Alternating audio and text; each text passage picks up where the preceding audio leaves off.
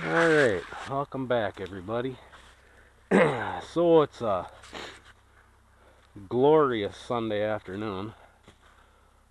I need to bed everybody down. I normally do it on Sundays just because then it's easier to remember that Sunday is the day I bed everybody down. It's been a week. I mean, they probably don't need to be bedded down, but I do it every Sunday anyways. But as you can see here, all the kids are locked inside. And there's a reason for that. They are going to go through the chute, and I'm undecided if I'm going to double tag all the heifer calves. But all the fuzz nuts here are going to lose their fuzz nuts. So they're about a month and a half behind on that. But it's going to happen today. So as you can see, everybody's locked in the shed. And I'm going to kind of give you a run through here of how this works. I do not know that I'm going to record any of it, just for the simple fact that if I record it, I'll have issues. If I don't record it, it'll all go smooth. But anyways, so everybody's locked in here. And the nice part about my setup here is eventually it's going to get a shed added on and whatnot. But like my cows come in here all the time, and for separating, what I do is once the bigger steers are gone, I open this all up. The cows can run the whole shed, and then I open this gate and I'll feed the cows some in here. Everybody goes in there. They get used to knowing that this is how they go in and out. And when I want to separate the calves, everybody will be milling around in here, and once I go in there, the cows obviously want to get away from me because I'm moving them around. So normally the cows leave before the calves. So what I'll do is I'll close this gate. I'll run a couple cows in here, make sure no calves get in. Then I'll close this gate, sort the cows out, whatever. Keep doing that until it's just the calves in here. Makes sorting simple, a one-person job, whatever. But now everybody's used to going in and out here.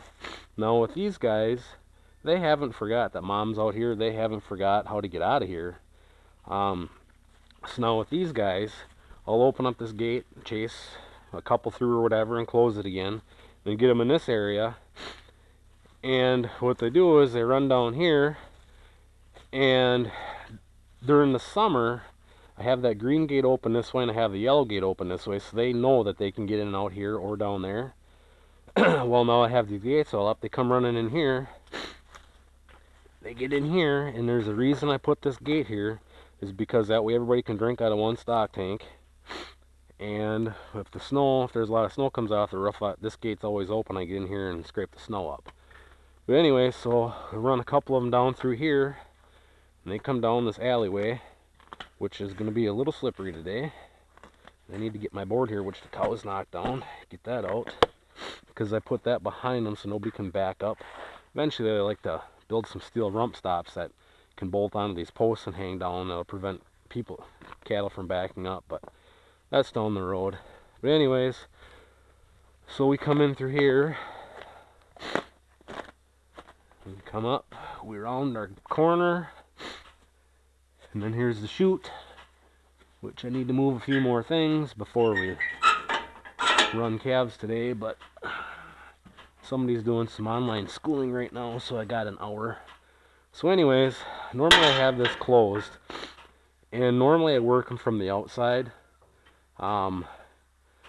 That way, if there's a calf right here and it's kind of stopped a little bit, if you walk back past them, they'll naturally want to shoot forward. And with my scissor type head gate here, if I'm working them from the back, which this gate will be open because I'll be going in and out, I can be on the outside. There's a bunch of them here. I can get behind them, and I just use a rattle paddle, get them to move forward, and then as they're coming up in through here, I made this handle on the back side, so once they get close, I have it normally like that so they can just get their head through. So as I'm pushing them up, they get their head in there, I lock them in.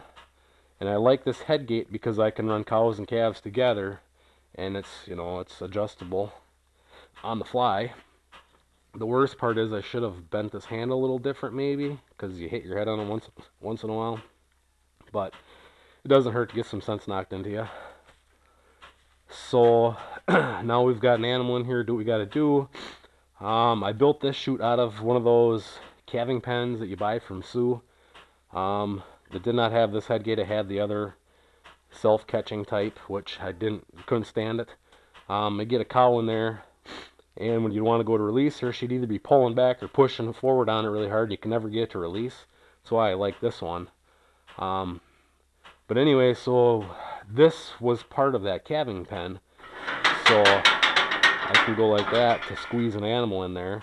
And then this bottom gate, if need be, I can pull it open, I can lift it up, and I can let a calf drink from either side, whatever. But this is actually going to leave. I have that other chute out there. One of these days, I'm going to take this out. I'm going to take this head gate off, put it on the other one, put that head gate on this chute, and I'm going to sell this chute and put that chute in here. And that's adjustable, squeeze chute, whatever. So this is how I have that set up. And then here, with these gates, now I'm working calves today, I can tie this open, or leave it like that, and when I release them, now I'll release it, they'll go back out to their pen. But if I'm running cows and calves, I can use this for sorting. I can open this one, and the calves can shoot out that way, or what I can do is have this closed. I can have this one open, and normally I would have the tack room door shut, and a cow can come back this way. Okay, well, now let's say I run a cow in here, she's close to calving or whatever. I had this set up, I could swing that gate closed, open this one, I could put a cow in the horse's stall. And the plan is to get these done, and the bales will get pushed over, so I can just swing these 10-foot gates open and run a cow into wherever, or they can shoot straight out the back to go to pasture. That's how I have mine set up. Otherwise, if we're loading out steers or bulls or cows or whatever, you can leave it like this, have the trailer door open, run them straight into there. So I have the ability to sort 3 different ways, possibly 4 different ways. I could run calves through here, I could run whatever in there, I can run cows back there, or I could use one of these as a temporary holding pen and run, 4 different ways. So that's how we have that set up. And in all my thinking of how I want a different barn, I don't know how to set it all up, because right now everything flows nice and smooth. Or if I were to set something up back there, I don't know exactly how I would set it all up. But I think what we're going to end up doing is just extending our length, putting an addition on the backside for more storage, and then either I'm going to pour another 12-foot pad along here, and then redo this outside and have, probably going to build some bottomless bunks like what Ted has out in South Dakota. Just that way, if, after a week or whatever, they don't clean everything up, you can just pick it up, move it, scoop everything up the skid loader and go. Otherwise, the second idea was put feeder panels all along here, pour an apron where I can feed on with a TMR mixer, and then I'd probably put 2 gates through here and extend the cow area the same, so they would eat on that side, and then set it up so there's a drive-through gate at the end where I could pull all the way through. I could feed the steers on this side, cows on that side, and then go through a drive-through gate out there. But then yet have it where I can close gates, and I can run cows back this way or whatever, close these gates, still use a chute. Undecided on that. So if I buy a stationary TMR mixer, probably just a bunk in here would be better. And if I ever decide to do TMR with the cows, what I might do is just get a bunk that I could pull in and out, and just pull it out, fill it with feed, and then take it back out to the cows. But